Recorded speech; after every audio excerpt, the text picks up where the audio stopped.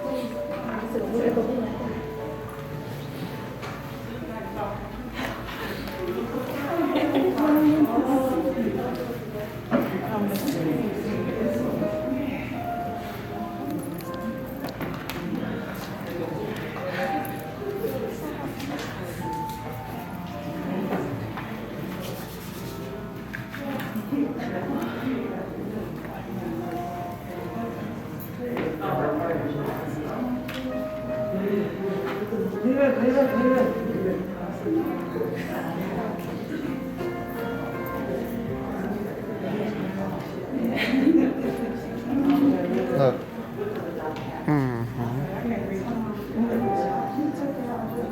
It's a butterfly.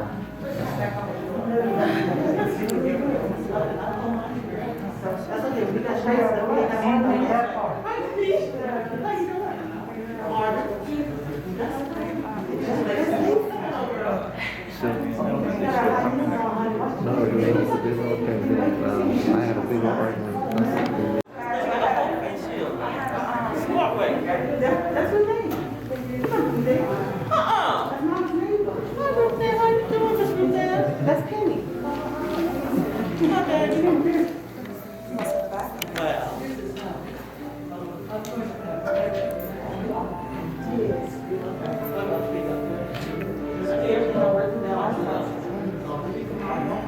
Stop a little crazy, just let you go.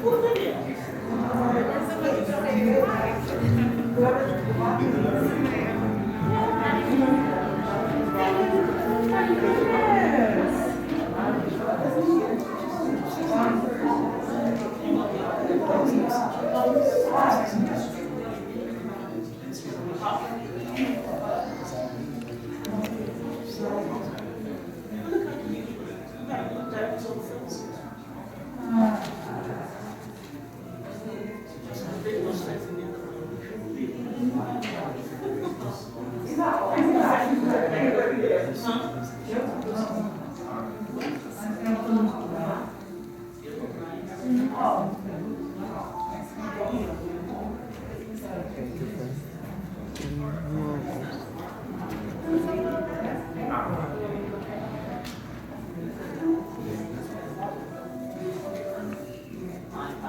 Mom, look, we're on the screen.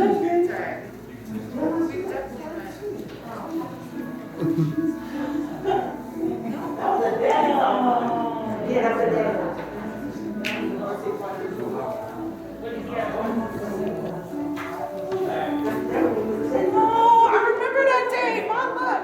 Look at the luau. Yeah. That's my favorite picture. That was for Mother's Day I gave her my house. I did. I told her I ready to was at my house. That was Mother's Day.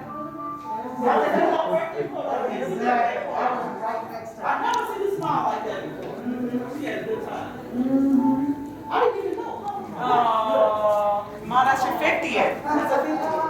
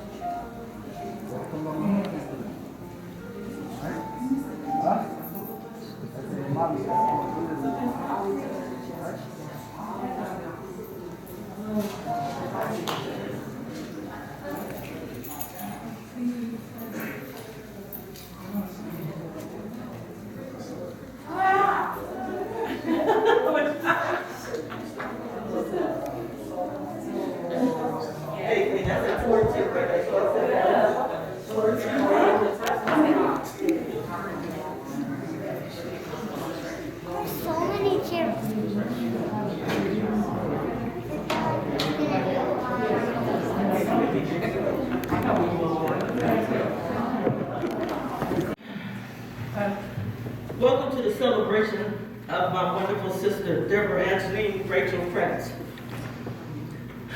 Ever since we were kids, she was my other mom.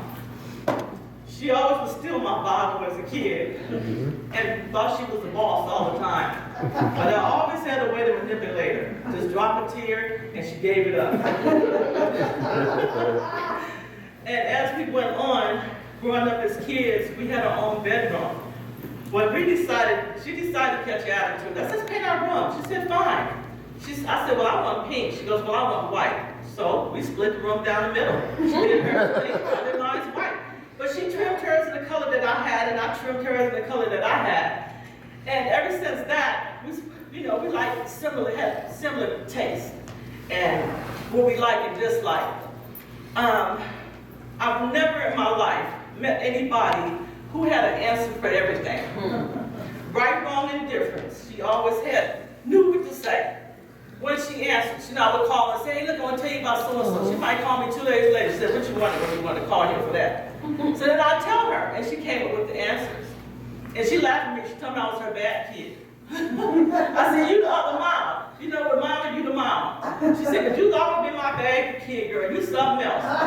But as we grown up as women, you grow apart when you have your own family and your own responsibilities. But as children, there's memories you don't never forget.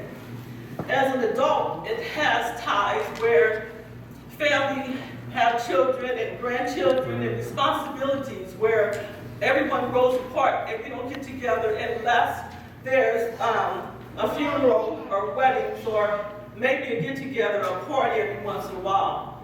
And now that we have this social distancing and they have FaceTime and stuff, not just here, I just hope as a family, and it's a small group of family, that we can grow closer and start to talk more. That's all she wanted. She always was worried about everybody and who did what and how she can help and have everybody come together. She was the middle person of everything because she was everybody's mama. She Keisha's mama, my mama, Henry's mama, Eric's mama, my boo's mama. My mama's mama. And as she grew, she said, you know what, Penny, I would call her. I've been working out of town for the last 7-8 months. And I get off of work, I don't bug her every day like I used to. I call her, what you doing? What you want? That's when she don't want to be bothered. Another time she'd be like, hey girl.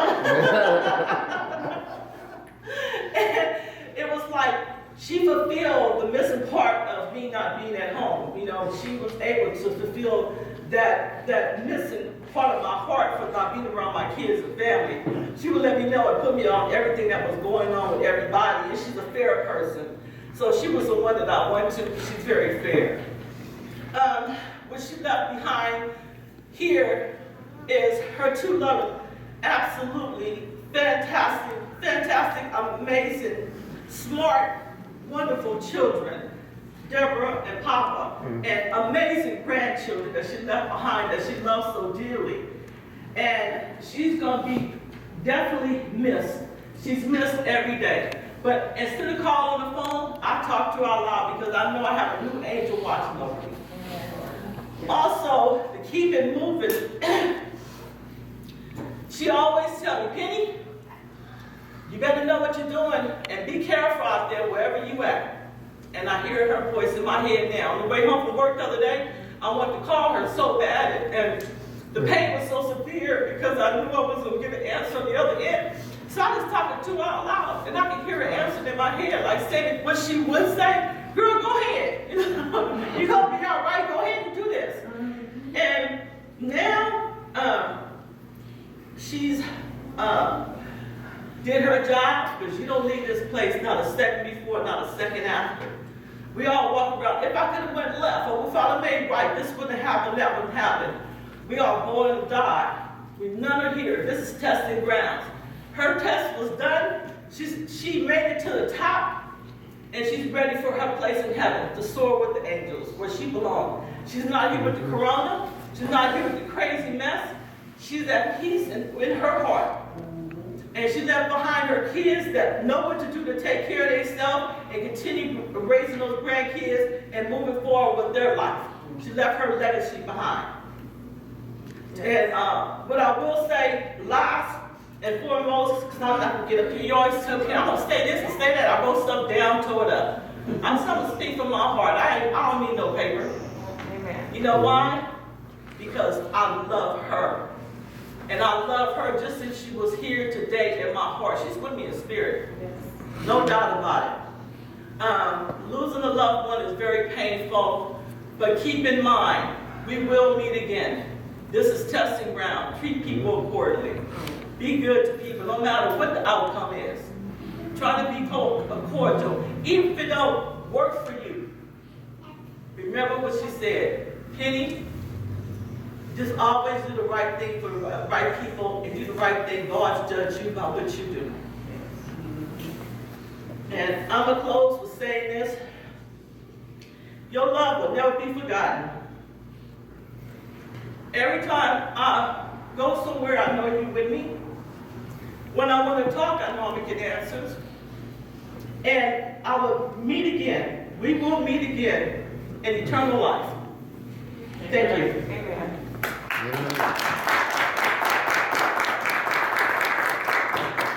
Come on up, John Dale. Sorry about that.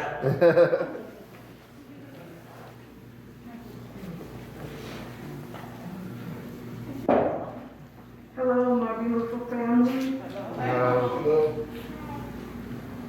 This is definitely not easy.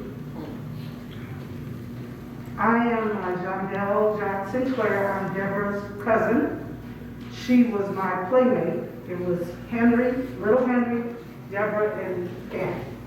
And they were my first friends. We played together, we grew up together, and if I had to describe Deborah in one word, it would be beautiful. A beautiful daughter, a beautiful granddaughter, a beautiful sister. She was a beautiful niece, aunt, mother, grandmother, cousin, and friend. And I have to write it down because I don't want to get emotional to stay on track. But I wanted to read a scripture. Oh, you are. Thank you. See, she's my mama too. I have two mamas. Deborah and John 14, 1 to 3. It reads, "Let not your heart be troubled. You believe in God, believe also in me. In my Father's house are many mansions. If it were not so, I would have told you. I go to prepare a place for you. And if I go and prepare a place for you, I will come again and receive you unto myself, that where I am, there you are with me." I know where she's at. I know she's not in pain anymore. And I know that I will see her again. I love her dearly, and she is definitely going to be missed. And if Papa or Deborah need anything, I'm here for you. Anything. Thank you.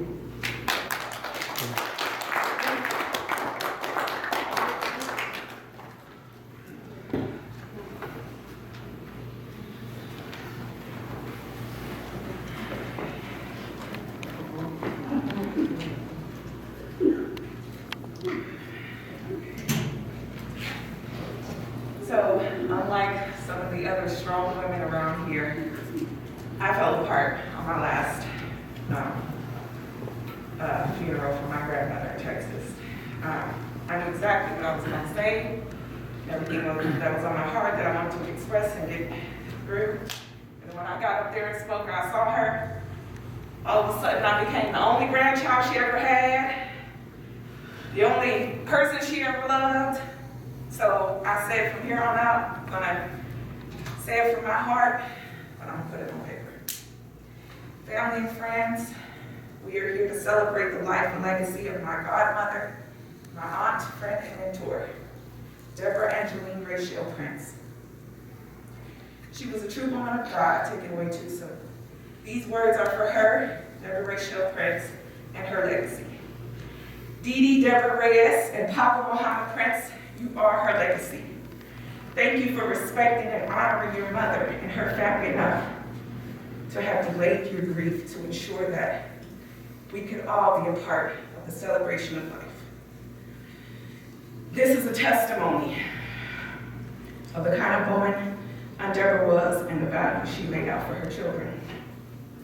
When I think of my aunt, I think of a true woman of God, an obedient daughter, a phenomenal mother, and protector of right and wrong. My aunt was a queen and the epitome of a family leader. Aunt Deborah always had a way of making me feel special, and I'm gonna miss that. As a child and young adult, she would make my favorite, which was her seafood stuffed eggs. And she would say, "Ooh, don't tell nobody. I put these out, everybody, but I got your stash." And I would say, "Thank you, honey, I appreciate that." She always had a way of making you feel good. Yeah. That was the way she showed you that she loved you. She wasn't overly affectionate. She wasn't overly strict or disciplinary. But that was her way to let her know that you were loved and thought about. I'll never forget the Vegas trips that she took me and my cousin on, Tanisha. She would say that we would go along to watch the kids and babysit her kids, but that was the most incredible time I had. We always stayed at the Stardust, and I'm grateful for those memories with her. She was a protector of children. No matter who you were and how much she loved and respected you, don't get out of line with her kids. Don't get out of line with her nieces. She wasn't playing no funny business. Stay in your place. Didn't matter who it was. She protected us. I felt safe around her. I knew that no one would get out of line because she was near. She took time with me as a young child. We watched movies late night, had snacks, and good conversations. My favorite part, though, because I'm a drama queen, is that I love when she would make over you. You do something, she would call everybody and tell them how good Boo did this, or how good Boo did that, how good such and such did this. As an adult, I'm an extremely private person and introvert at heart. There were months, sometimes a year, before I would speak to my aunt because life gets in the way. She was never intrusive and would love you, cook for you, and pick up right where you left off without questions or judgment. I'm going to miss that. My aunt was the life of the party and lit up the room with her energy, her laugh, and if the right beat dropped at the right time, her swag on the dance floor. Yes. I've seen my aunt take down twerkers at She did. and take down grown men when she passed by them. She could hypnotize you with those hips. It was a good thing for them that she was a true Christian at heart and always stayed a lady. I'm going to miss that. I've got a million things that I'm going to miss about my girl, but I'm only going to bless you with those few. I know you've got your own memories to cherish and talk about. A few words of God. To be absent from the body is to be present with the Lord. 2 Corinthians 5:8. God shall wipe away tears from their eyes, and there shall be no more death, neither sorrow nor crying, neither shall there be any more pain. Revelations 21:4. Peace I leave with you. Peace I give to you. Not as the world gives do I give to you. Let not your heart be troubled or afraid. John 14:27. Amen. Amen. One last thing. This is for Grandma Ann, Papa, and Dee Dee. I speak directly to you from my heart. In my own times of troubles, I spoke to a woman in authority and a woman of education, a smart woman. She was an Asian woman, and with tears in my eyes and cracks in my voice, I told her about my feelings of brokenness. this woman began to share something with me that would begin a true, authentic healing for me. I hope this helps you in your healing as well. Its cracks are put together with gold. Amen. Amen. Lastly, Grandma Ann, Dee Dee, and Papa, my advice to you for my hurt, my pain, is to continue forward, believing in faith, as your daughter and mother did. You are truly blessed to have had an incredible human and woman of God as your daughter and mother. I will treasure my memories, as should you. My girl has her wings now. God bless.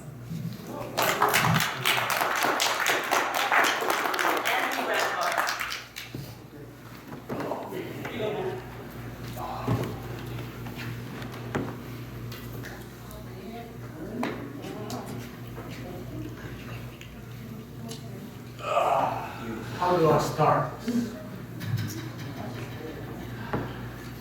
Hold on, give you a little time to catch your breath. We'll do this, just in case. Some kind of OCD, but we can take our masks off when people are. That's right. Don't worry about it. God will keep me up. Yeah, I always say that. Yeah, God will keep you here, but we'll make sure the callers stay where they need to stay. Let me start by thank you all for giving us the opportunity to come out here today and send Deborah off peacefully, happily. We know where she's at already.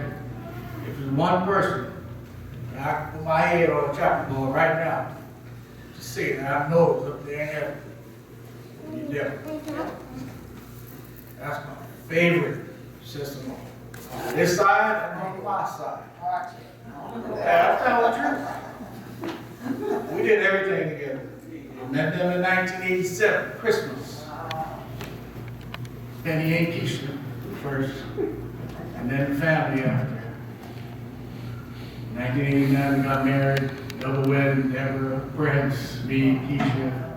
And from then on, we bonded, did everything together. Vegas trips, we even took her to Mexico. And she didn't want to go there, but she was like, all right, I'll go. But we did everything. Anything I wanted, Deborah, what you want? You want this? You want that? I want you this. She said, always saying something.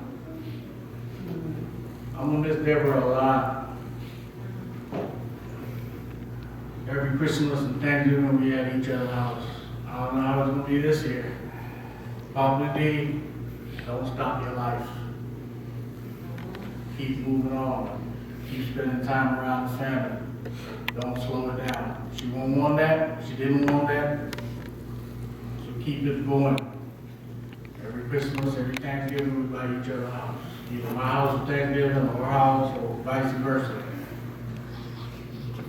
And Prince, you just like a brother to us, man. You ain't a stranger. You ain't distant. Don't distance yourself. You're more than welcome at my house anytime. You know that, I told you that, you know that from Jump Start. Don't keep yourself away from us.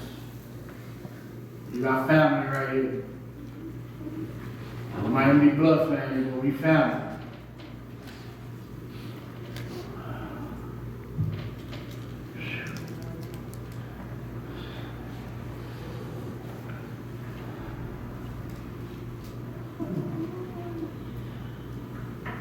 It's okay. Amen. It's okay. Deborah used to take me to work, 5 o'clock in the morning, she used to get up, drive me to the airport, pick me up at 2:30. Take me to work, my second job. Anything I wanted to eat, I asked Deborah, I want this. But it was time to get married and get serious with my wife, Deborah had to call me, hey, but you know, Keisha is still in school. She didn't know how to tell you and all that. The bottom line is we all family. Even the friends that's here, we still a family, we family. Family's supposed to stick together and be by each other's side. Don't separate yourselves. Don't keep yourself away. The bottom line is we're gonna have kids later. Your kids might even know their cousin, their first cousin, or you know, somebody, they might be dating some girl or a boy, and you're like, hey, that's my cousin. Hey, that's your cousin. Family's supposed to stick together. No matter what, thick and thin, stick together. Deborah was always like that. No matter who ain't talking to and who this one is next with or whatever, she never, we always stay together. And you guys need to stay together. Family, that's all we got. We have nothing else in this world. The house you got, the bank on that till you pay it off. The car you driving, the bank on that till you pay it off. You know what I'm saying? The clothes you got on your back, when you die later on, that ain't going with you. Look at my sister-in-law. She's like my sister. I'm more closer to her than my sisters. My own sisters. Look, I was closer to Deborah than them. Like I say, we all family in this room here. And for the ones that's here, we know we're a strong family. Whatever happened in the past with family, let it go. Stick together, be strong together, and get along. We did it in the past, and we could do it again, we could keep doing it. But you don't know when that man will blow that whistle and call you home. Nobody knows that. Only you and him know that. When you come down here and say, hey, I'm ready for you. You can't tell him, hey, let me go tell Uncle so-and-so goodbye, or let me go tell him, oh, Mama, I love him. You understand? You don't know it. But let me go tell my son I love him, or my daughter, or my granddaughter. When he comes, you take me, that's it. And you know, going back and say this, and going back and say that. So while we're all alive and got strength and health, see each other, visit each other. 5 minutes, 10 minutes, take 2 minutes out your life. Go by, hey, how you doing? You all right? You know, nobody don't want nothing from nobody. It's just to see you. Hey, how you doing? You all right? Everything good? You healthy? You know what I'm saying? That's all it takes. All it takes. I've been around this family over 30 years, so I'm like one of them. You know what I'm saying? So, Grandma Ann, you like my mama. You teach me a lot. You gave me the sentence spread and all that, and you kept me going straight. I kept a straight line since then. I might do my little thing here and there, whatever, but I'm glad you're my mother-in-law and whatever, and you're just like my mom. I love you. I'm sorry for your loss. Manny, I'm sorry for your loss. Beauty Papa. Prince, sorry for your loss. And we gotta enjoy it. Don't cry.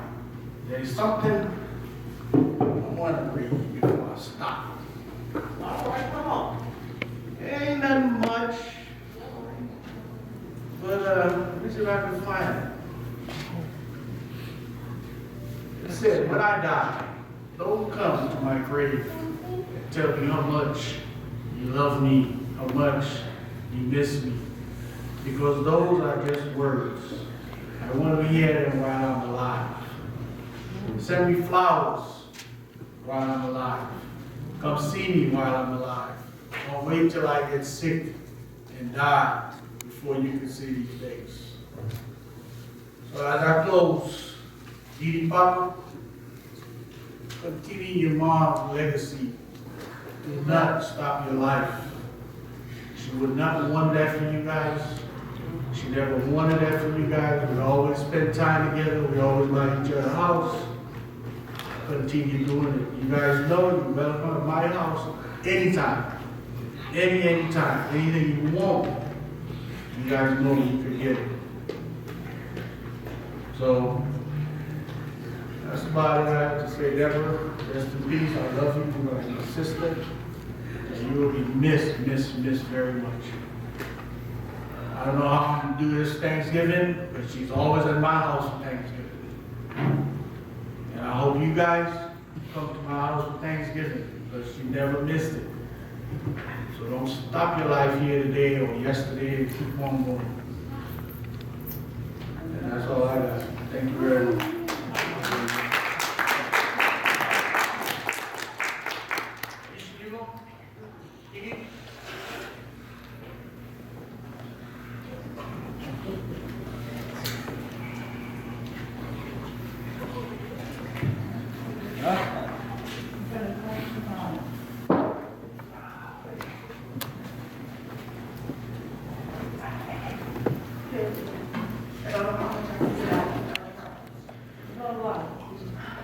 You take the mask off, Deborah?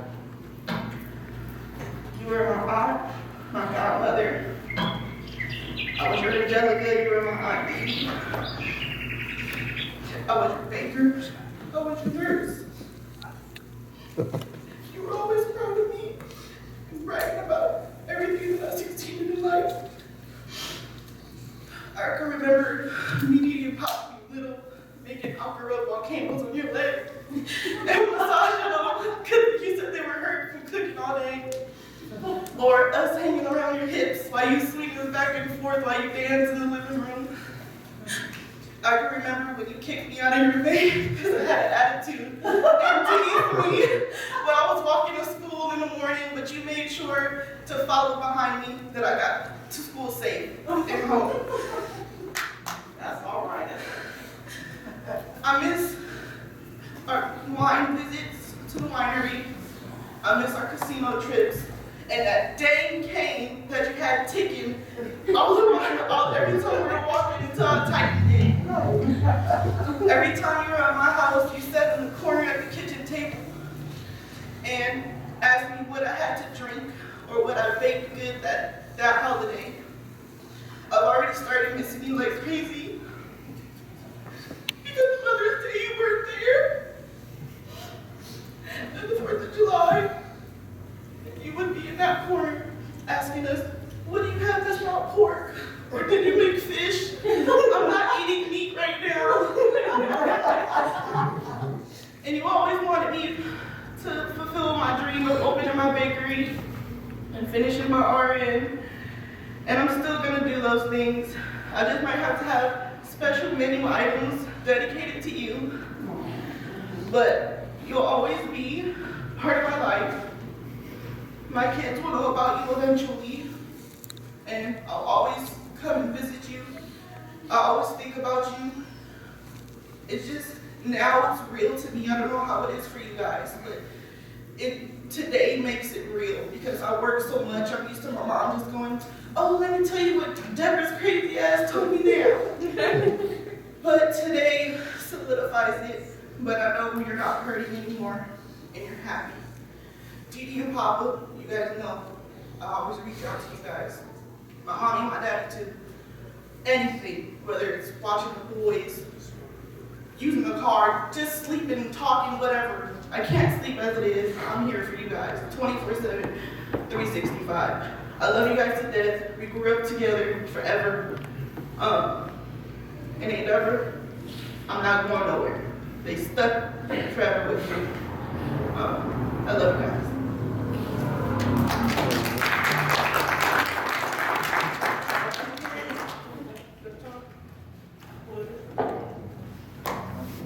Well, I don't know about y'all, but I'm gonna say something.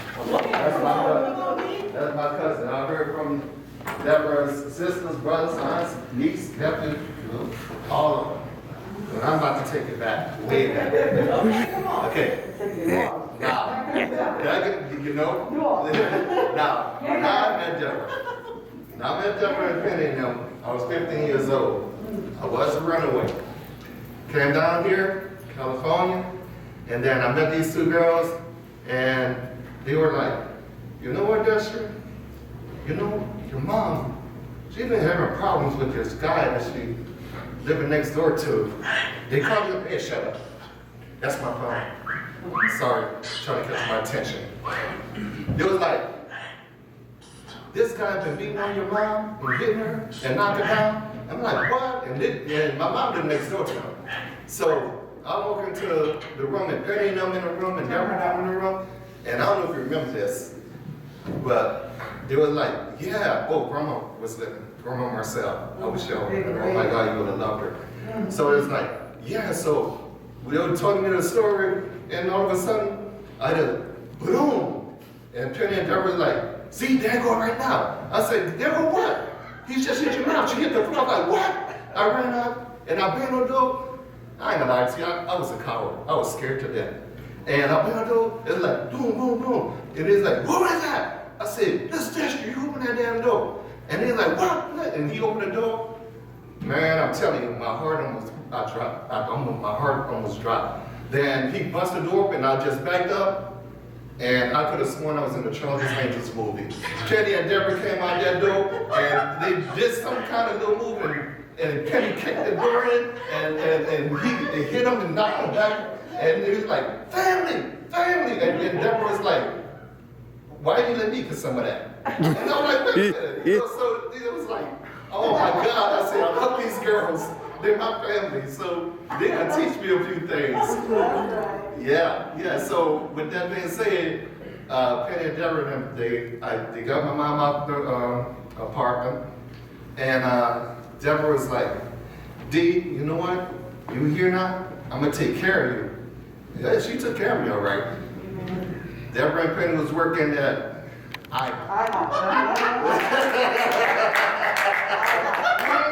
Yeah, way back. Yeah, you remember those little ancient little light blue outfits of them? So Deborah, man, I tell you, when she walked in the room, you know, I love Penny, I love you, baby. But that girl, when she walked in the room, it's like she just lit up. Her eyes and that beautiful honey blonde hair she had, and then she had this little walk, and she was like, "Okay, you got D," you know. So she's like, "That's you." I was like, "What? I got a job for you." I was like, "What you want, Deborah?" And I know Deborah, she was working, and she said, "I got these uniforms. I want you to wash them, iron them." Baby, I was on the floor. 2, 3 o'clock in the morning, and I knew the uniforms on the floor with the blanket and the sheet. And I said, "Get it." She said, "Whoa," and she was going to work, and all of a sudden, she'd come, Destry, come from work. She said, and I said, she like, "I got another job for you." I'm like, "Damn, Deborah, what?" She said, "My feet hurt, I need you to rub my feet. I'm gonna give you some for it." And I just looked at her, and I was like, "You know, this is like some kind of blackmail, you know?" And she said, "But I'm gonna give you some money for it." And I said, "What kind of money?" Deborah and Penny had the water bottles for the quarters, all they tip money, quarters, dollars, and I'm like, "Wow." I said, "Do I get one?" She said, "You want me to knock you in the middle next week on Monday?" And I was like, "No." I said, "I feel like you're kind of blackmailing me, but I like that blackmail though, you know, because I was getting paid. 15 years old."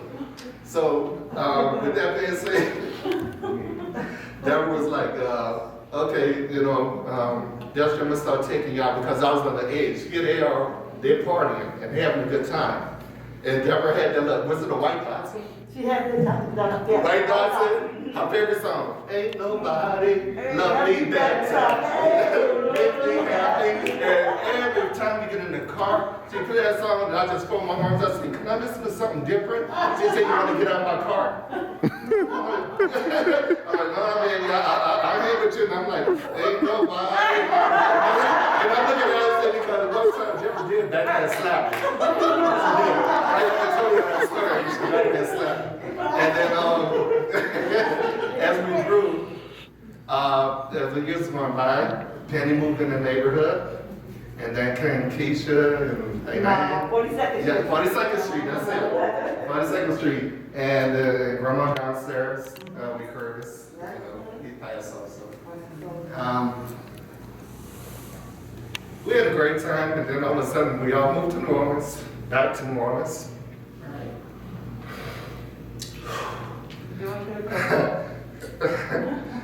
Here we, hold up.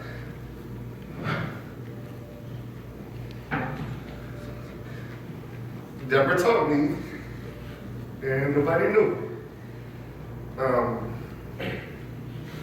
She told me a little more reading, how to do applications, how to do a resume.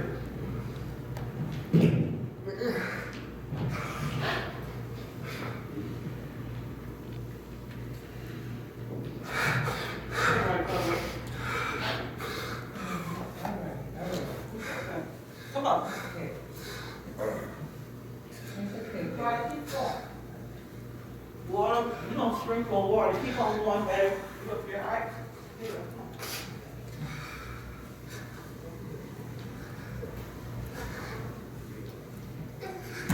And Deborah and Keisha, they used to work across from me in the French quarters at the t-shirt shop. Yeah. And it was one night, yeah, way back.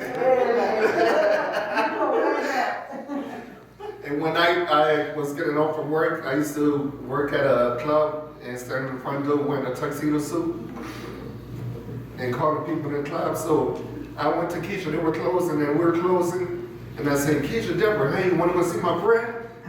Rodney plays the guitar, you know, white guy, he got rhythm, he got to play the guitar. And I was like, yeah, let's go ahead. So we was walking down and Herb Street, and we went to the nightclub up Dark Street, and then all of a sudden, these three white guys, you remember that? Three white guys pulled up in the car, and one of them had jumped out the backseat of the car, and they said, stop right there, niggers, stop it. Don't you have to move. And although I want to move, I froze, and Keisha she was ahead of us. Keisha was gone. No. And Deborah said, don't move, everybody keep walking. So when Deborah realized that I wasn't walking with them, she turned and looked, and she ran back and she grabbed my arm and she pulled me away. And she pulled me and I said, Deborah, I don't know what happened, I froze. Then she said, she popped me aside my head, she said, what the hell is wrong with you? She said, I'm a teacher. I'm a teacher as how to not be so scared and coward. You know, she did. She did. I know. She did because after that night, Deborah told me straight up. She said, D, I'm not gonna be around all the time to protect you.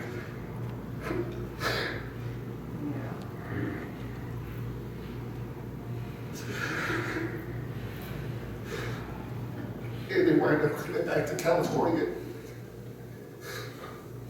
And at that time, I felt, Deborah and Keisha was so close, I felt like you guys abandoned me.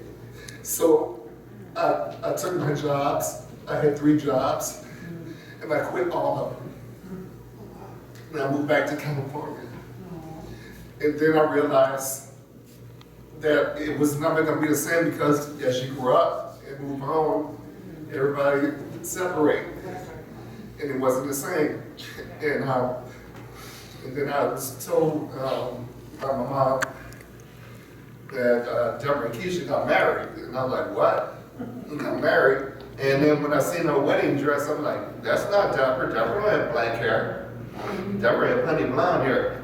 And I said, you didn't say there's a guy that actually caught Deborah because all the men that was after her, she would not mess with any of them. Any of them. It took a real special guy to capture Deborah's heart. And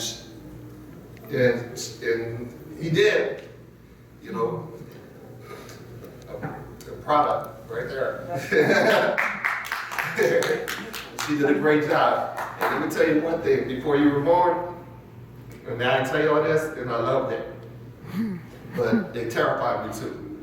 Deborah used to say, come when she came from work, Destry, she said, and me and Grandma, and I don't know if her name was there or not, but she had happened where she just like give the description of a child that's beautiful.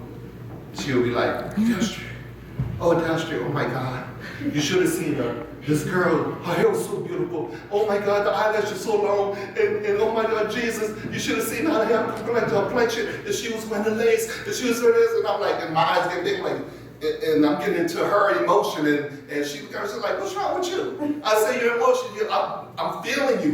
I'm feeling you. And she's like, yeah, she said, I can't wait to have a daughter. My daughter's gonna be so beautiful with big eyes and a beautiful hair. There it is. And she said, I'm gonna have a son and I'm gonna have a daughter. I don't know how she predicted that. And she did. You know, because most people have 2 boys, or they have 2 girls, or they have 1 kid and then they stop tied to or whatever, but Deborah did it. She was a fighter, she was a protector. She was my guardian angel. And I'm gonna miss her. Oh. ago. A lot of people don't know that when I had 4 heart attacks. I had triple bypass and I had 11 stents in my heart. Deborah and my cousin Dion and Morris was the only ones that basically knew. And Deborah used to call me. Right after my triple bypass, here I am laying in bed with no shirt on, stitches and cuts from here to here, and no oxygen because my heart was rejecting the stents. Deborah would call me and we would reminisce, and she was like, D, you should have seen me. She said, I'm gonna die on those weights. I said, Deborah, I don't care about that weight. I love you. I don't care if you're 5, 6, 700 pounds. I could be 700, but I don't care about it. I love you. You don't get it. I don't love it. She said, well, I'm just saying, I'm just saying that if, how'd she put it? She said, if we could eat anything we want and we'll be skinny, she said, I'll be one skinny pea. And I'm like, girl, I said, you talking like that? You know I ain't taught you better. She taught us all not to be Christian and talk like that. I say, stop saying that helping shit. Sorry there. Sorry. I just had a true story, by the way.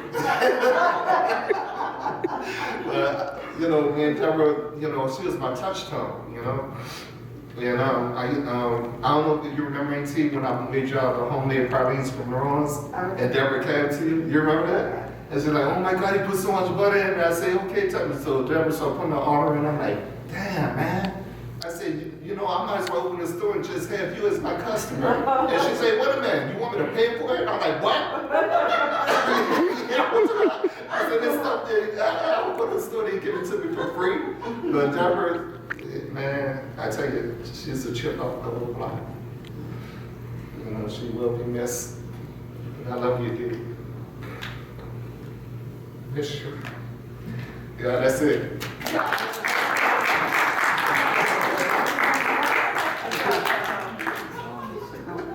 Next on the list.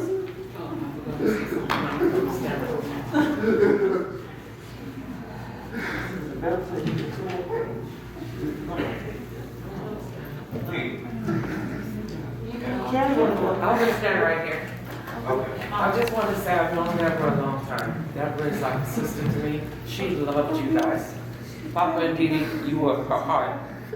Education was everything to Deborah. So carry it on for your kids. Because Deborah, that's all she met. Keisha, she loved you guys so much. She was your mama, and she was my mama too. And she will be missed. And listen to me, she's in heaven. I know from somebody who knows she's watching over you guys. She's doing better. Up there, she can't do it here. So you just remember she loved you guys unconditionally. She taught me how to love my kids more because she loved you guys so much. And you too, little man. Okay?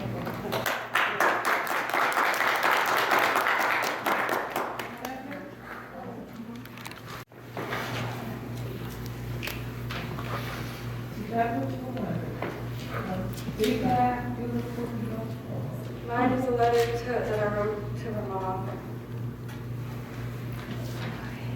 Dear Mom, I want to start with the memories I have of playing of my childhood. You always being right there with me through anything. As many times as I got honor roll and other awards, you were present for every single one, and there were many. You attended everything.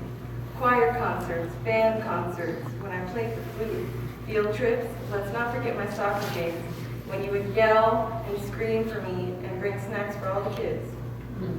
Every new hobby I wanted to start, you fully supported me. When I started sewing, you were so happy until you stepped on one of my fallen needles. I felt so bad I quit sewing right after. You did your best to make sure that we always had love, support, and the things we needed and wanted. I remember when our cousins would visit in the summer, and you would have a house full of children. I truly don't know how you did it. Amen. You would make your famous Big Mama banana pancakes that were as big as the plate, and once they settled in our tummies, we were untamable. But our summers were the best because thanks to you, we had our cousins to spend it with. When you worked at Crenshaw check cashing, you enjoyed it. Working with your sisters, getting out of the house. Sometimes you'd take us with you, and certain days were fun when our cousins were there. But others would be boring, so we would just be a big distraction and want to go home. When you went to work without us, we missed you. So we asked you to quit and just stay home with us. And you told us that that would mean we wouldn't get all the gifts that you bring us home as often. But we didn't care. We just wanted you there with us. So you quit for us. Before having children, you had aspirations of your own. And yet packed it all away to be the best mother a child could ask for. Amen. You have always been a nurturing and motherly person, even before having children of your own. You helped with your siblings' children as well, always making sure that they had someone there for them. Your entire life you dedicated to me and my brother, and for that I am forever grateful and humble. Through my toughest and rebellious times as I got older, you were still right there by my side, fighting to protect your daughter, and always trying to make me see what is best for me. When I was married to an abusive husband, you tried your best to help me see through the manipulation, to get your daughter back to herself again. You supported me through it all, even when you disagreed. Even when I had David at 20 years old, he became your world, and you loved him unconditionally. As the years went on, you prayed for me to find a good person to share my life with, and your prayers were answered.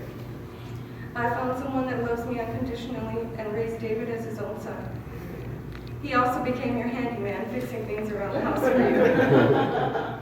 you. You blessed me in so many ways, and I thank you for each and every blessing.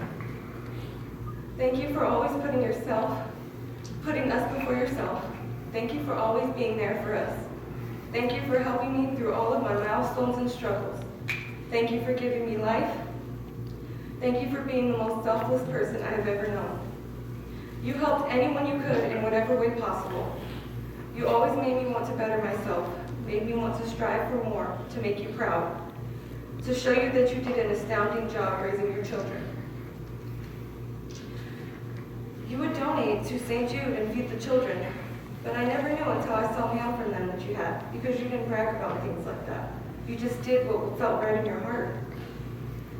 When I asked you why you chose those two, you said because they're children. They have no way of feeding themselves and fighting diseases. They need the most help. Always a protector of children. After that, I started donating for myself as well as in your honor, so that your donations will continue still.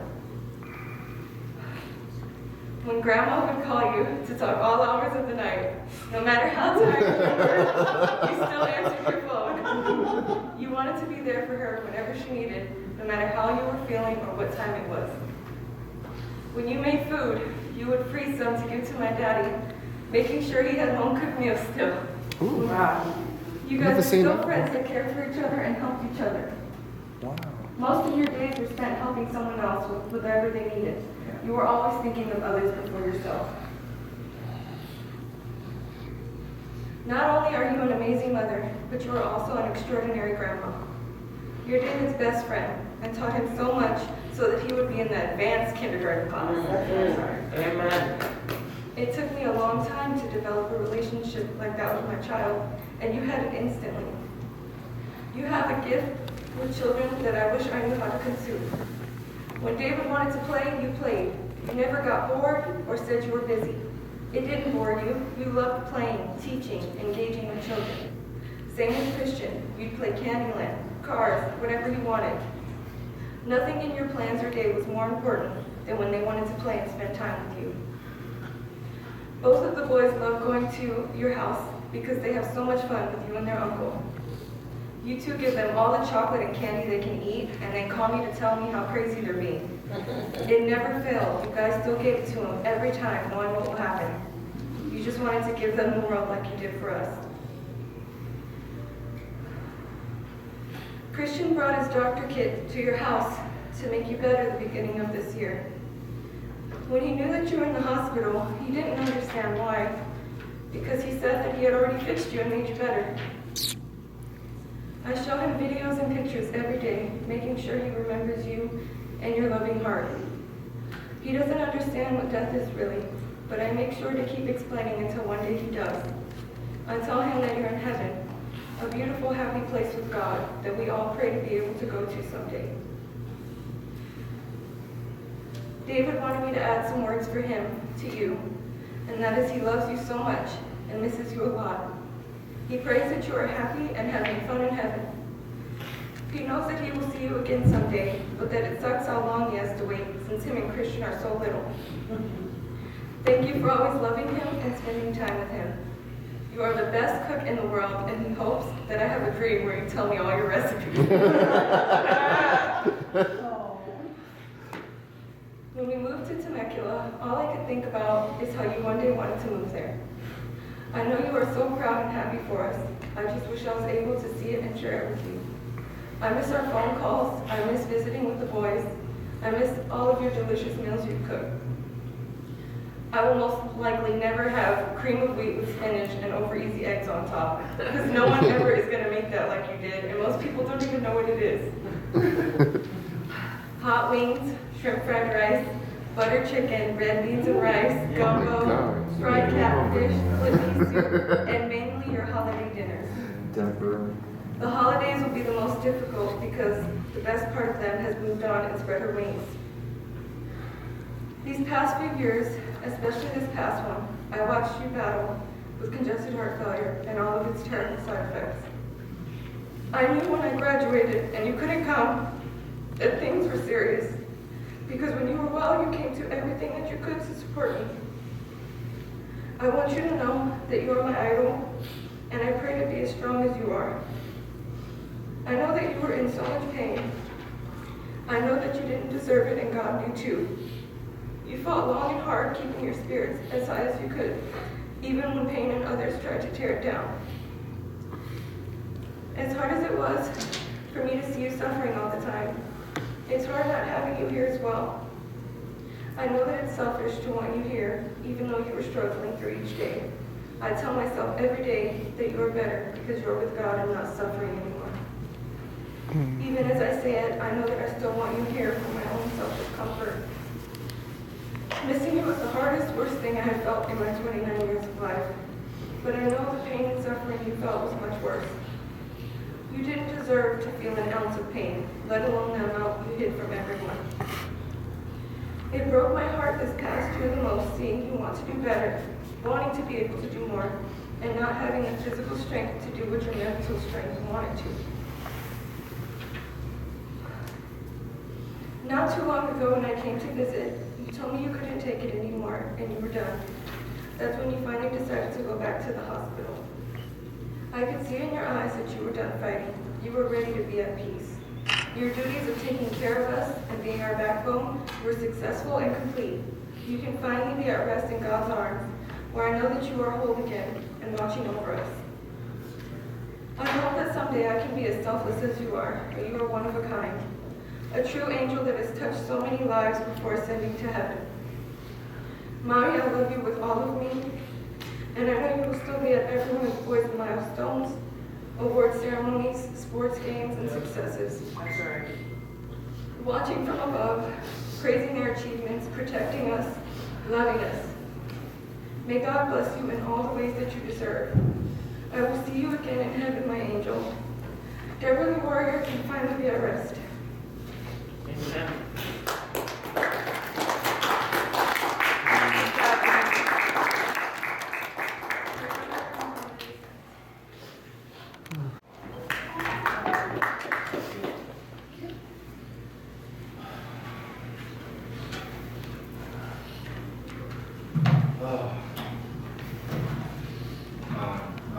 My dad wanted me to read something that he wrote first. So, go ahead and read that. He would, since the moment he first met her in the grocery store, he knew that he would marry her. Yeah. She made him feel his worth. She always had his back. And she was perfect and better half for him. She gave him the most proud kid a father can think of. He was a winner. she was a winner, and she had nothing but purity and loving, caring. She was sharing. She never had any demands. She was always ready to hide her pain with a smile. She gave him the most happiest years of his life, and his prayer will be following her till the day he leaves. He misses her and loves her till he meets her in a higher place.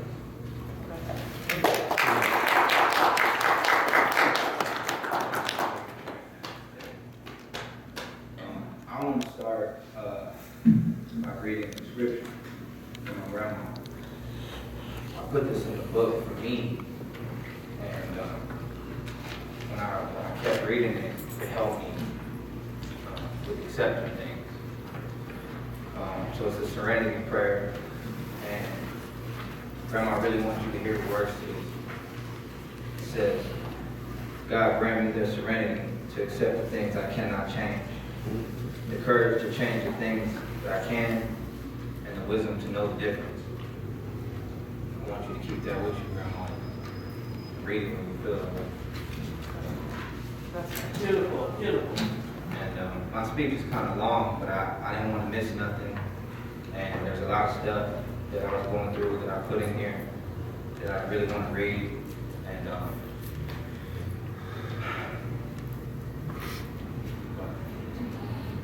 oh, I'm too tall.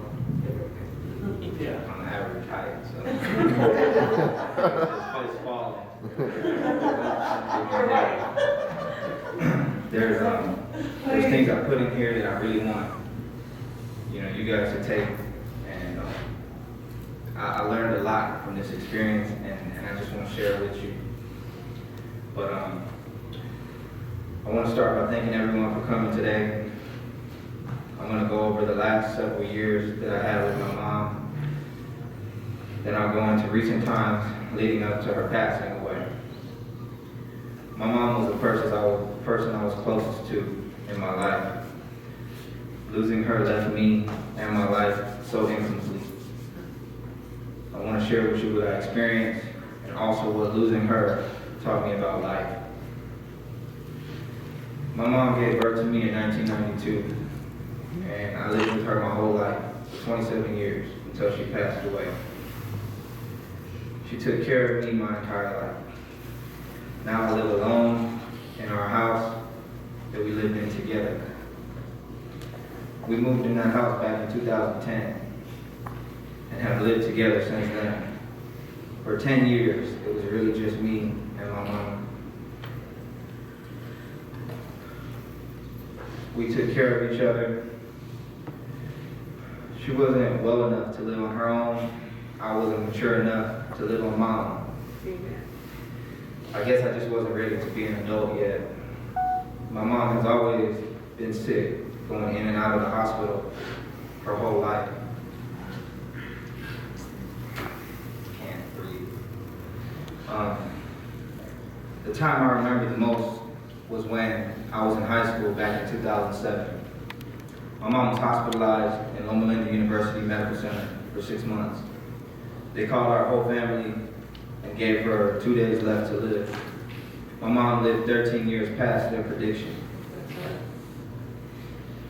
They said she was almost paralyzed and that she would never be the same after that.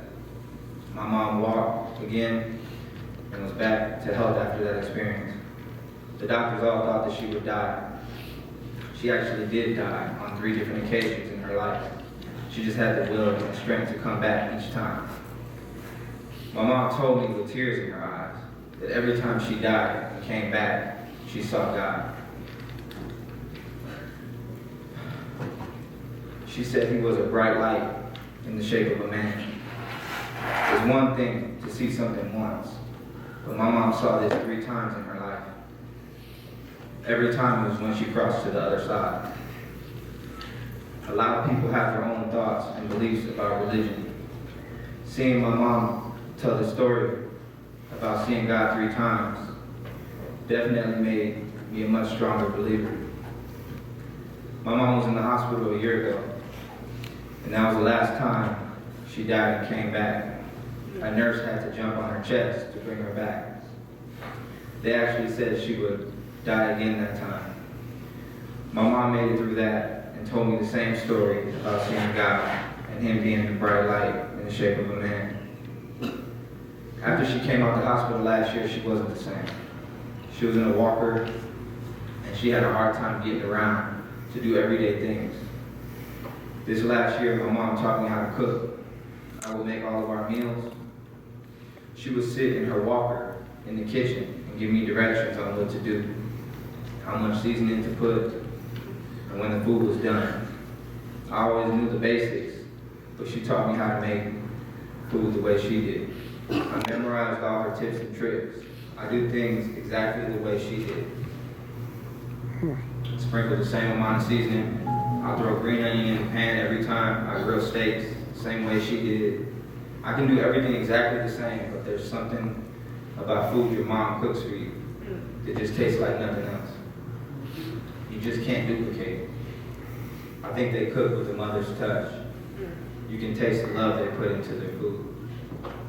Cooking was one of my mom's favorite things to do.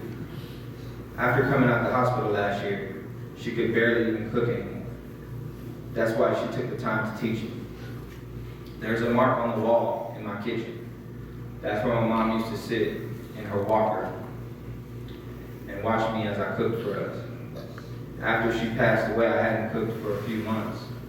I just recently started again, and I had to keep looking at that mark on the wall for my mom's walker. I felt like she was there with me in the kitchen while I was cooking. This last year, my mom really taught me how to take care of myself. I did a lot for my mom, but she did a lot for me too. I never used to pay my own bills. My mom would take my account information and pay all my bills on time. I had no adult responsibilities at all. This is how me and my mom helped each other. Every job I ever had, my mom would set alarms on her phone to wake me up for work. That's true. I remember back when I was in college, I went to school during the day and I worked at night. I was a full-time college student and working full-time on graveyard shift. My mom had alarms set all day to wake me up.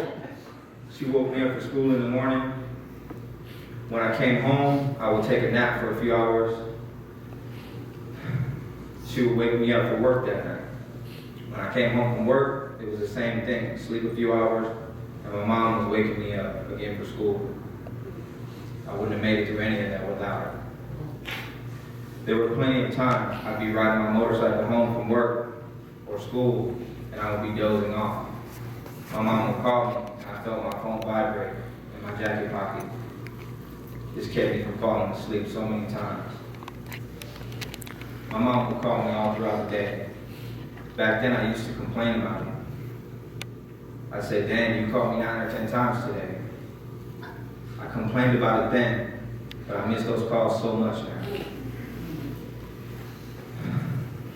I made it through college and got my bachelor's degree. Everybody told me that my mom cried at my graduation. At the time, I was like, why is she crying? You know? But now I'm so thankful that I was able to give her that moment. I'm so thankful I was able to make her so proud that she cried. This past year, I finished my master's degree, and I'm graduating next month. Wow. I showed my mom that I was cleared to graduate in August. She was so proud of me again. I just got an acceptance letter from my top choice law school, and the first thing I wanted to do was run and tell my mom. As soon as I found out, I cried because I wasn't able to tell her and share that moment with her. My mom passed away, but she held on until she made sure I would be okay in life. It's easy for me to take care of myself and live alone now. The hardest part is being alone in the house we shared so many memories in. But it's my home, and I honestly don't know where else I will go. So I'm just staying here, and I deal with the memories. I deal with the depression I feel living in my house alone now.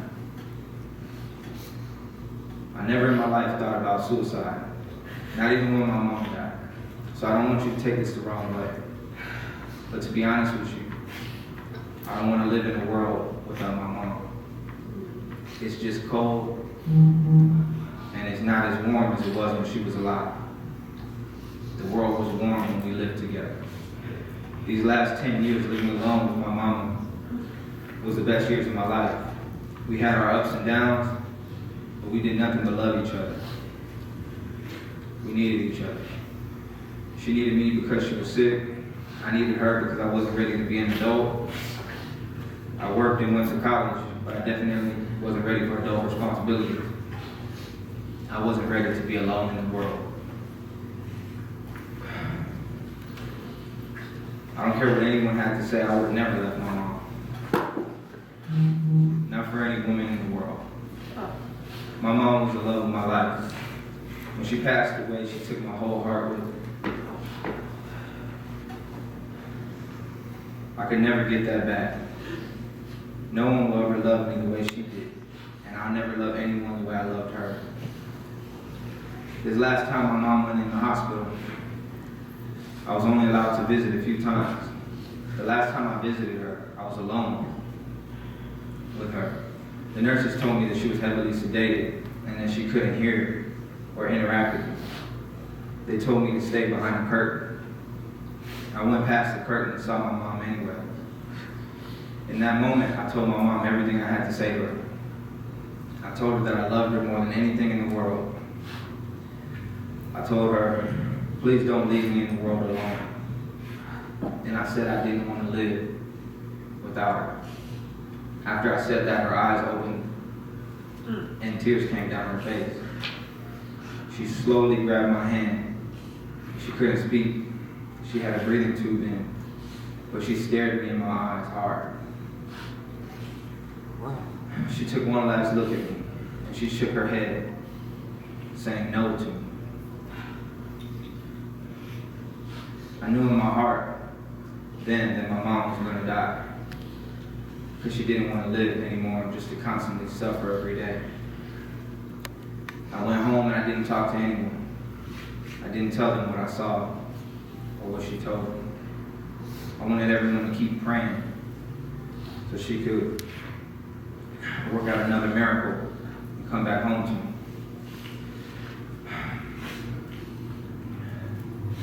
My mom had 3 miracles in her life where she died and came back. My mom didn't come back this last time. I feel that my mom made a decision when she shook her head no to me. She was tired of living in so much pain. Even though my mom suffered every day, I think that this was the happiest year of her life. My mom suffered, but she always kept a smile on her face. I admire that so much now because I'm suffering. And I'm trying to find a way to keep my smile.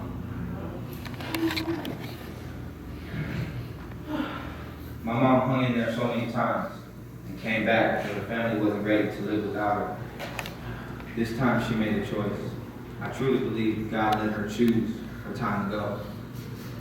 The other 3 times she wasn't ready, but this time I feel that she was.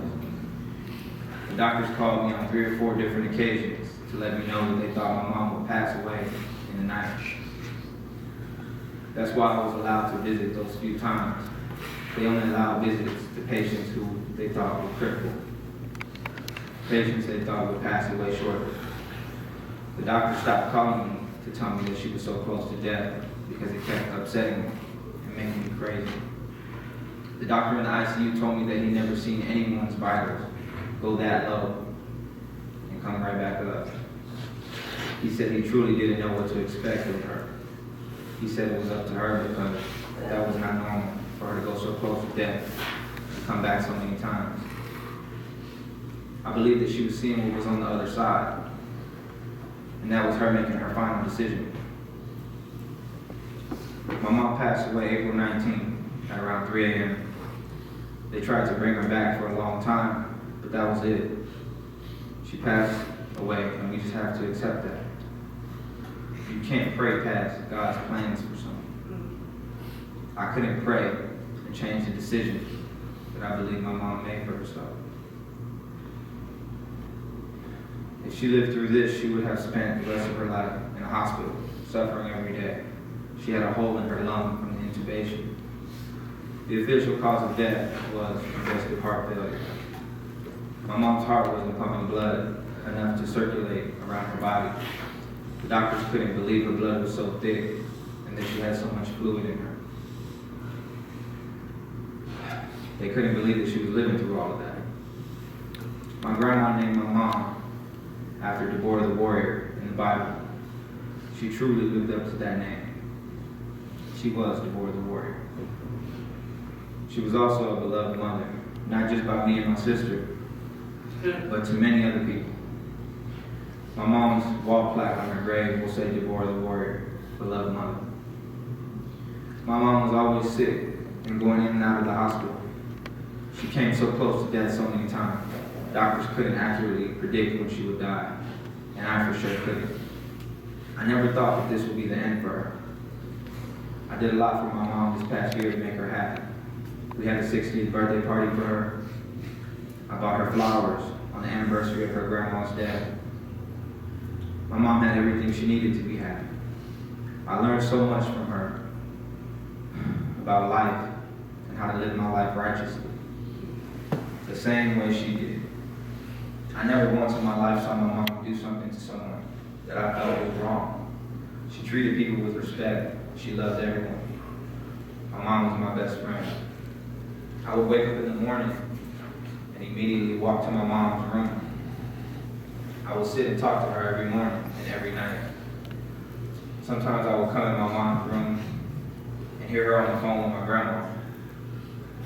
My grandma and my mom were always on the phone. Me and my grandma used to get mad at each other because we would both be trying to talk to my mom about something at the same time. Sometimes I wake up and catch myself still walking towards my mom's room, and I remember that she's gone. It hurts my heart so bad because I miss her so much. My grandma lost 2 of her children at the same time, and I want to take this time to acknowledge the pain that I know she's in.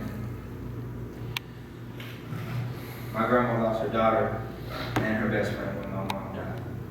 When I'm with you, Grandma, I still feel that motherly love, and I want to be your best friend now that my mom has passed away. Anytime you want to talk, you can call me, and I'll never be too busy to speak to you. I love you, Grandma, and I'm so sorry for everything that you lost. I really do miss my mom and my Uncle Henry. Grandma, I reminisce on the time me, you, my mom, and Uncle Henry watched Road to Perdition, the monster movie at your house when I was a kid, just talking and sharing laughs with each other. I want to ask this question while I have everyone's attention. How can you repay your mom for giving you life? The only way to answer that is with another question. Can you give them life in return? You can't, and there's no way to repay them for that sacrifice. When you get the chance to do something for your mom, you have to take it and make the most of it. Everybody will have that opportunity in their life. There is no way I can repay my mom for giving me life and taking care of me for 27 years. The only thing I can do is honor her memory and live my life righteously so that I can end up in the same place as her. I hope I can be half the person my mom was. She was truly a beautiful soul. When my mom passed away, I realized just how important family is. I don't have the luxury of picking and choosing who I want to be family with. I go home to an empty house. It's not the same for me as it is for some of you. Your household can still be intact. My house is empty, full of memories that now lead me to depression. I sent out invitations so I know your addresses. I have family that live 20 and 30 miles from me that I haven't seen in years. We can only come together for a funeral, then what are we really worth to each other? I want you to realize after this, like I have, that we're worth everything to each other.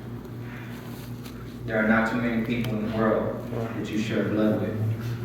We can't spend the time we have left hating and resenting each other. If we live our lives like that, then that's family. We're all worth it. All I ask is that you reach out to the person you may have an issue with. Try to forgive them in your heart. Saying that you forgive someone and never talking to them again is not forgiveness. Christianity is living in God's image. That's why Jesus was sent to earth as an example of how we should live our lives. If you can't forgive your own family member for the things they've done wrong to you, how can you expect to be forgiven for the wrong things that you've done come judgment day? I'm not perfect. I had to reach out and apologize to someone that I wronged. I had an argument with someone and I crossed the line. I apologized and I was forgiven. Don't ever give anyone the power to change your mood. If you let someone upset you, you're just giving them power over your mind. I have so many heavy thoughts that are constantly on my mind. I just don't have room for negative thoughts or feelings anymore. All I'm asking is that you love each other, forgive each other, and do your best to be there for each other. Recently in my life, I was too focused on how much money I was making. I was focused on material things, and that wasn't the way that my mom raised me. I never wanted much as a kid. I remember my dad would take us to Toys R Us and tell us to get whatever we wanted, and I would just get one toy. I was the kind of kid to pass on a Toys R Us shopping spree because I wanted my dad to save his money. Eventually, I got to the age where that changed for me. My mom noticed the change, how I was overworking myself for money.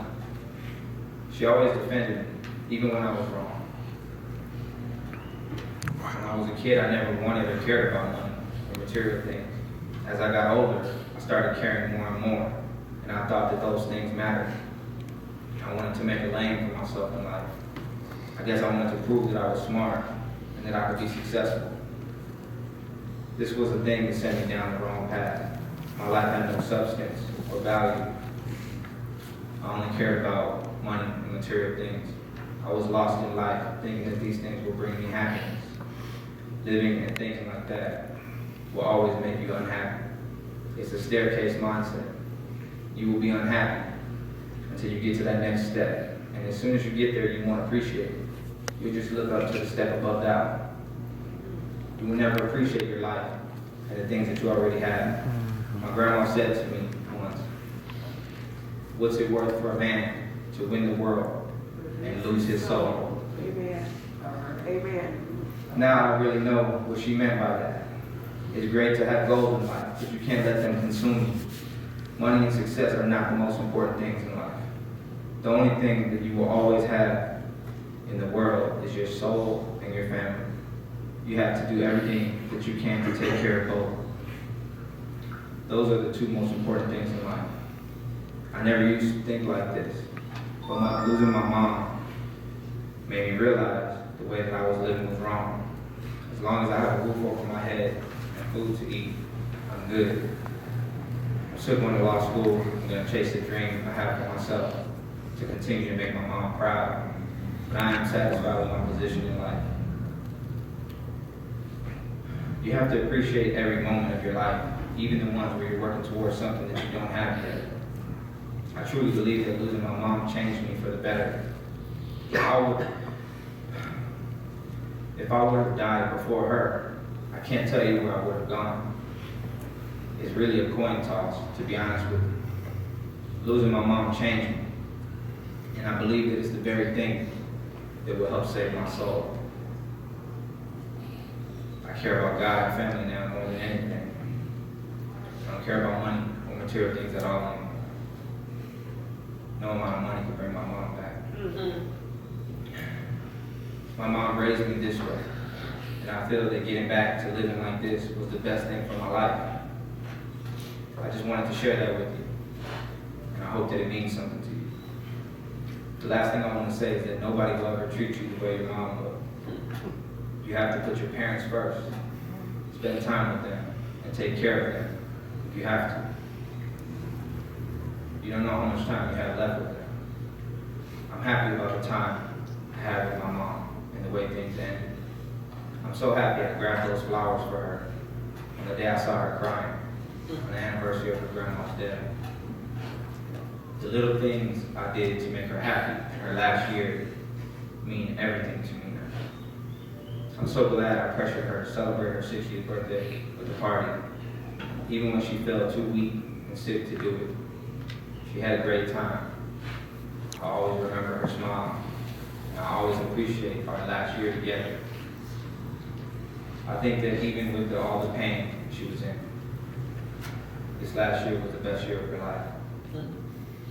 I had my last words with my mom, and her reaction showed me that she heard me. If I could give her one last message, I want to say that I love you more than anything in life. I will trade everything I have to see you smile one last time.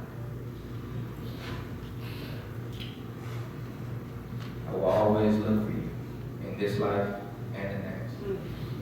Rest in peace, Deborah Angelina. Brace your friends.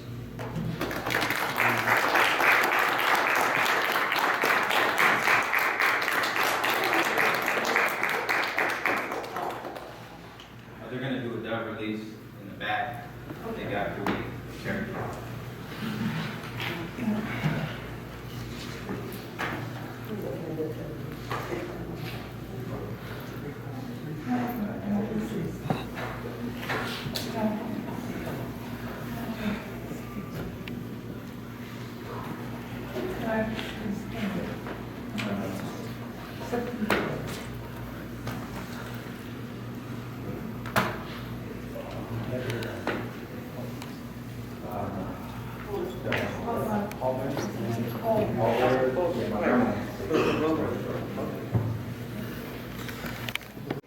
You want to turn it around? Huh? I'm gonna turn it around. Yeah, turn it around this way. Oh. Raise your leg up, man. Stop touching that big. Go ahead, go. Yeah, raise your leg up.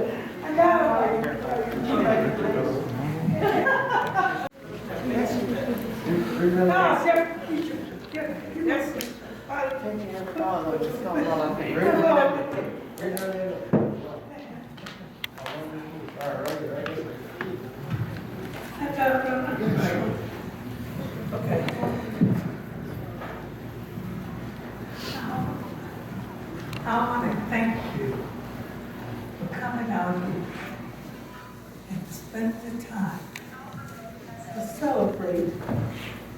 Hold on. Go ahead. Michael, Can you guys hear now? when I got married, I was born teenage. And my children and I had blue telephone, telephones, and when they fight, all 3 would fight. Deborah would fight. Keisha would fight. And they didn't leave nobody either. They didn't watch television. And the same way when they got home, I thought it would be the same. But I told them, I got to be a Christian. All they get is very good. And speed is done. And I tell them, what does it profit man to lose the world? How did he say it? Lose his soul. And say that time. And I told him, I said, try it. Take a word out the Bible and stand on it. You will have trials and tribulation.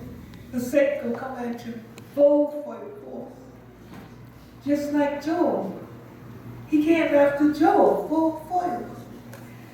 He don't play no games. And God don't play no games. But great is he that's in you than he that's in the world. Stop looking at this world with things that's around you that you can eat.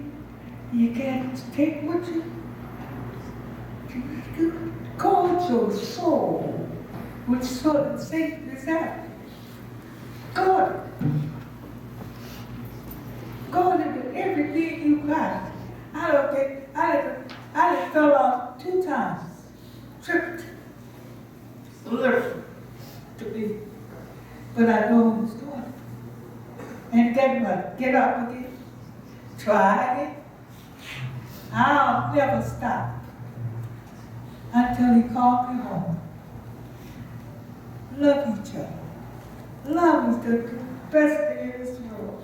It's more valuable than things. And guess who it is?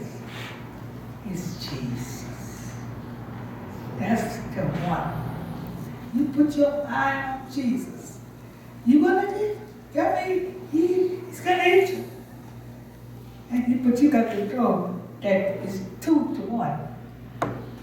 You see, Jesus is more powerful and stronger than him.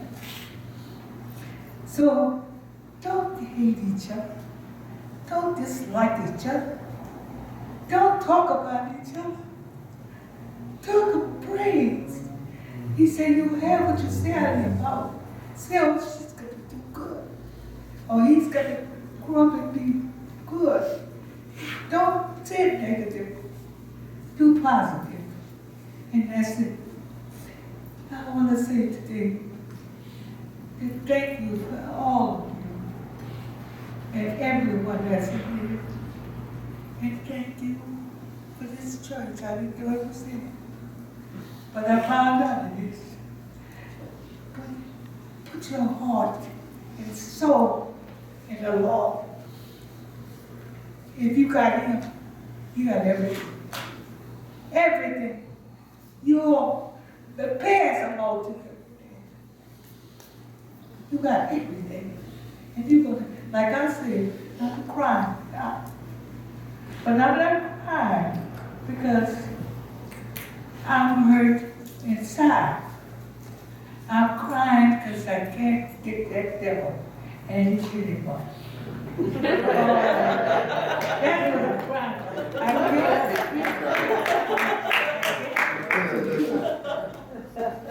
I can't. And that's what hurts. And I tell them, I said, no matter what you do, you break one leg or the other leg, break one arm, the other arm. Guess what? I'm still going to say, hallelujah. Praise God. And that's it.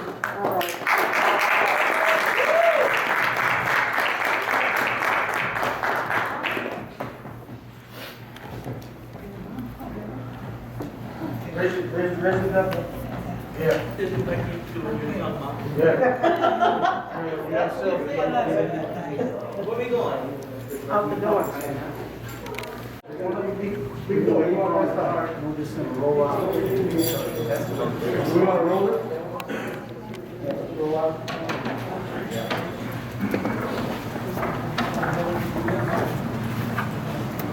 Right, see you, bye.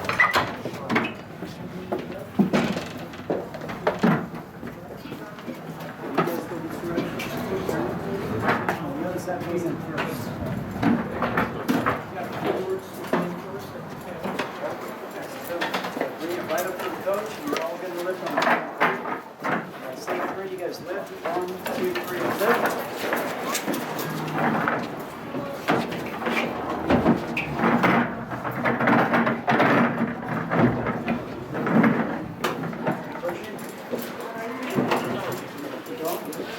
Right up and forward back, and then push it down. Pull it up. Go ahead, skip.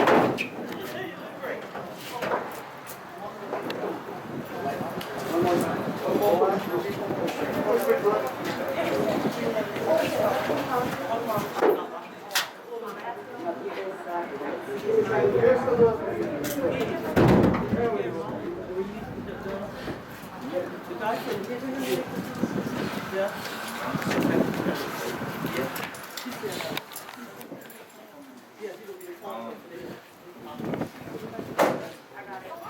Push it back in a little bit more.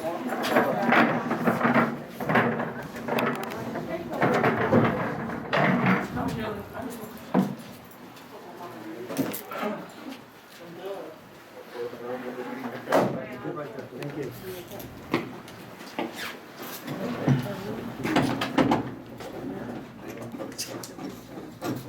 Hey, what you looking like, man? Who you look?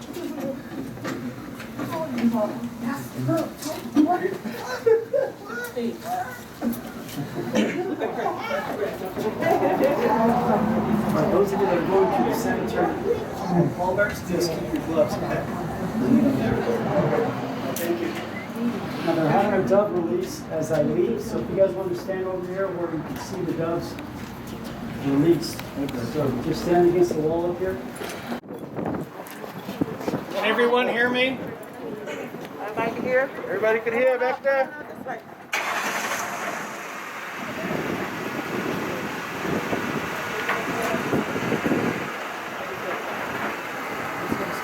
Just so you don't get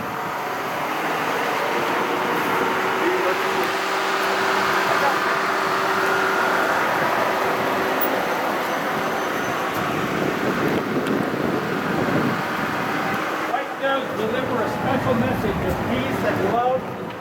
They represent spirituality in the deepest sense. The psalmist said in Psalm 55:6, "Oh, that I had the wings of a dove, I would fly away and be at rest." In a moment, one dove will be released, representing your loved one going home. Then the rest of the doves will be released, representing the prayers and the love of friends and family. I have a small poem to read. It's called "The Final Flight," and I'm free. Don't grieve for me, for now I'm free. I'm following the path God laid for me. I took his hand when I heard his call. I turned my back, I left it all. I could not stay another day to laugh, to love, to work, to play. Tasks left undone will have to stay that way. I've found peace at the close for tomorrow. My life's been full, I've savored much. Good friends, good time, a loved one's touch. Perhaps my time seems all too brief. Don't lengthen it now with undue grief. Lift up your hearts and share with me. God wanted me now, he set me free. Amen. Yes, sir.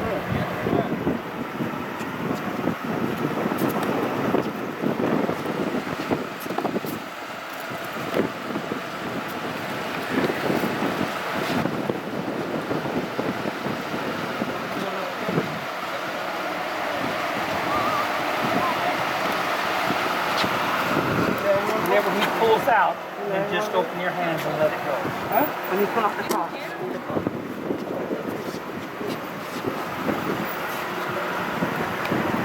Now? Yeah. Let go now. Let go. Let go.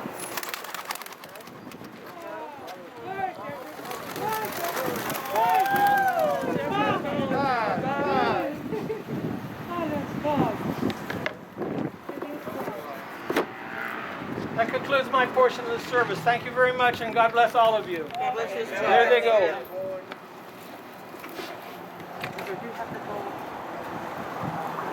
I really just stand for her.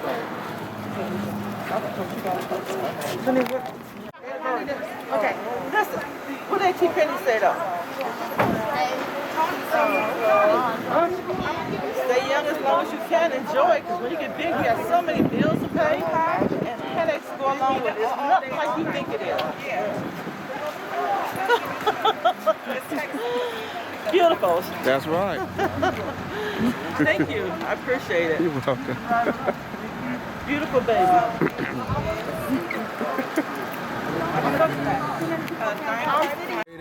How you doing? Give me a good message for your sister. Hi, Sylvia. Yeah. Say hi to Sylvia. I'm going to show this to her.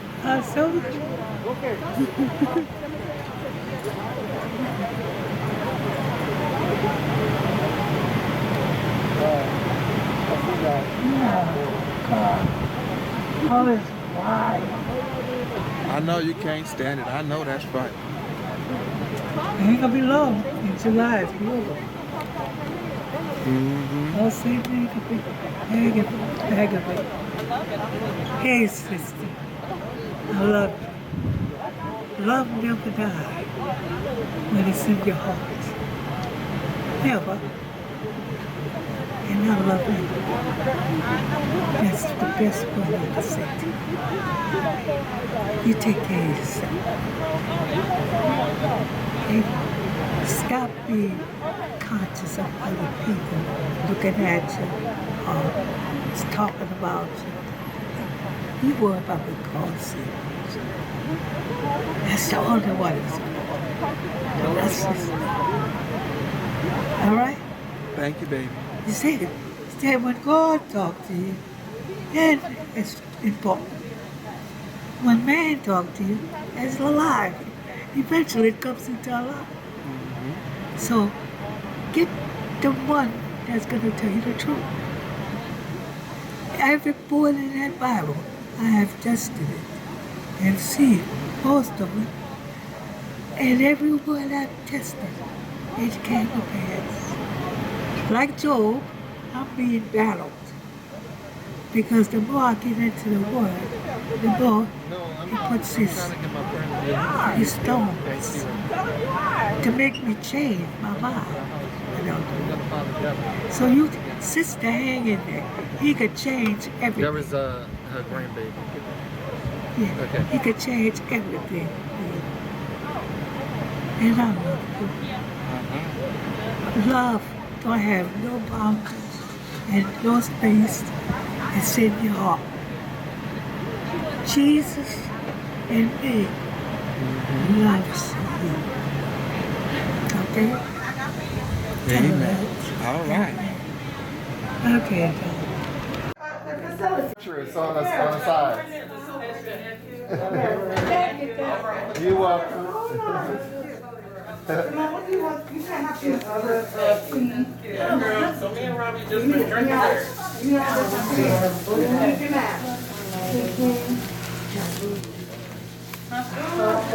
So you still working? Go this way. Come this way.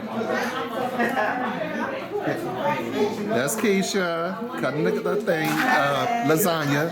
And this is the food right here. Look at this. We got breadsticks.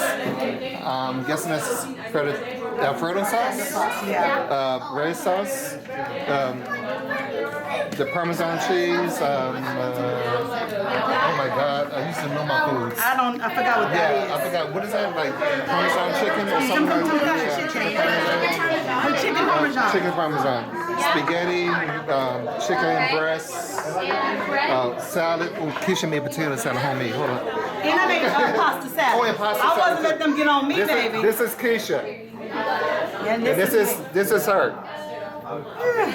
Made from scratch, baby. Yeah, that's that New Orleans thing. There you go. I can bring something in here with New Orleans. Come on, damn. Yeah. I gotta bring something. All right, plates is there. Oh, extras. Oh my God, so much food for so many, little people. Okay, Mom, you want me to make you a Yeah, I plate? know, right? And look at it. And I'm guessing this is pies and cakes or whatever. Oh, more food. They got lasagna. She wants some lasagna? I give her a little piece of lasagna. Y'all can start going for it. A little bit of roll down.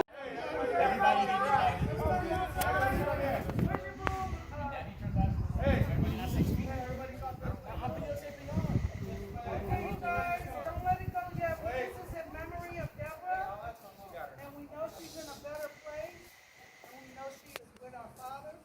And we'll see her soon. Amen. Let it go. Love you, Deborah. Love you, Deborah. Say hi to girl. Got your wings, girl.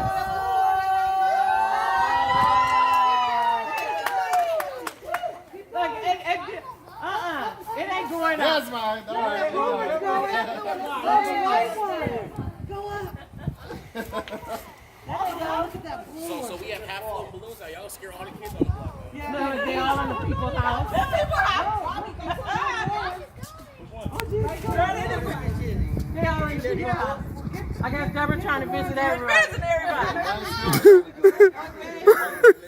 That blue one is taking off. I know, that's it, but I got She like blue and it's took off. She like blue. She got She white always one. had her blue Wow. nail polish and her blue eye makeup. Oh, that's a gold down there.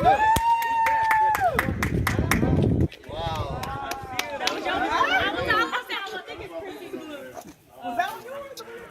No, my white one was hit the tree way back there, that tree at the top, and then it went out. See it. It took off. That blue one is still going. Why'd you walk in the grass? Well, if you kids can find the ones that didn't make it, grab them. It's I did. The ones that it's one stuck in the tree. The blue Yeah, well, they can play with them. Go get the balloon and get them. Somebody down there. Where Robbie at? Big tall ass Robbie needs to get on. Oh, this is Santa Cruz. Where's your pop? There we go. You need somebody tall. A little breeze blow through that. That'll blow I off. don't think anybody that Oh, tall. yeah. My sister, Hey, we're I'm gonna gonna get my say it's sister yours. balloon. Hey, look at that We're gonna say look at that dark purple right there. That's going up It's like still that. going up? Oh, it sure is. That dark purple. Oh, there it is. I see it. You see the wind is coming Yeah, down. it's picking it up now. Yeah. Man, Get that's that blue one and let way it up go. there. Hey, they disappeared quick. They No, I still see the disappeared. white Went up to heaven. Yep. Look, Papa, how high it is up there. Yeah. All the rest of them took Oh, off. look way down there. Little Tony can't barely see it. Right there, that one there. That's the purple one right They probably need I a see the blown purple one. one.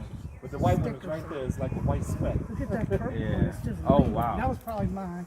I see the Go blue one on now. up. Keep Oh, going. mine. Whoa, look at that one. I was You a can barely favorite. see it. There you go. Little Tony got it out. Look. Oh, good. Yay! Go, go, And look, he's like, I'm gonna catch up to you guys. The other purple one Oh, up. good. It's going up. It's going up. Man, I can't believe that sucker went that high. Oh, man, you can barely see a little dot. Yeah, I know. Oh, I see that blue one. Next to the purple, you see it? Yeah. That blue one's gone. She gonna play with that one. Hey, look, there's a white one way down Look at the there. blue one. This is going up there. That's the one Tony just pulled off from the tree. Right on, Tony. Yeah, that was mine. It got stuck in a tree. It's dropped.